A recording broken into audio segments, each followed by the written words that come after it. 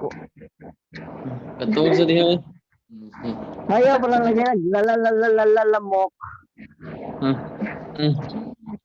Yeah, Braden. O ayan mga kajakoy, good morning. Sabi ko na nga ba, wag akong gisingin kulang ako sa tulog. Kaya ayan tuloy, ganyan yung itsura ko. Ayan nga pala yung mga kapatid ko, nasa Dubai at saka yung mga seaman.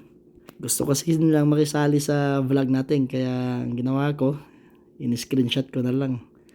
So ganyan lang yung banding namin once in a blue moon. Kahit malayo kami, at least meron kaming time na makapag video call sa isa't isa.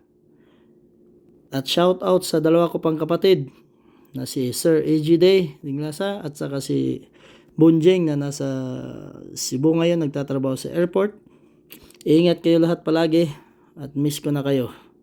Yan yung mga kapatid ko na napaka-supportive. Gusto nila sumayaw daw ako ng lamok. Ang tanong ko naman, gusto nyo ba mga followers ko? Just comment down below na lang. O ayan na, simulan na natin yung day off natin. Racket! Morning mga kajakoy! Punta muna tayo sa ating mga racket. Magmasaya tayo. Meron tayong 6 na kliyente ngayon. Client ngayon. Time check. 1 o'clock.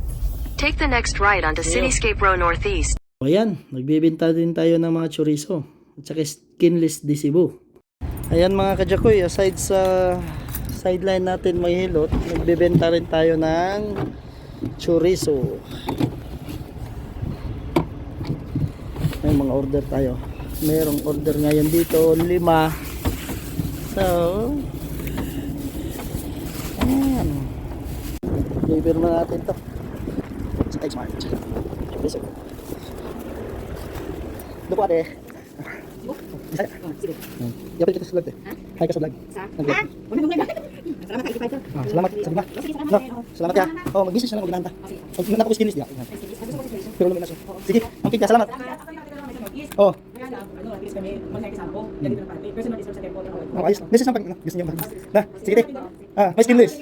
Oh, yung embutido hindi ko gumagawa Pero nabibenta. Hindi. Sige ate. Thank you. Yan mga kajakoy meron tayong 85. Ayan, dumiretso na tayo sa ating kliyente. Dito sa Canada, hindi pwedeng isang trabaho lang. Kailangan nating kumayod. Yan nga pala yung downtown Calgary mga kajakoy. Medyo maganda ngayon ng panahon, so itry nating mag-video. Huwag nyo pong gayahin habang nagdadrive, nagbe-video. Mga kajakoy, after 30 minutes of driving, dito na tayo sa unang client natin ngayon.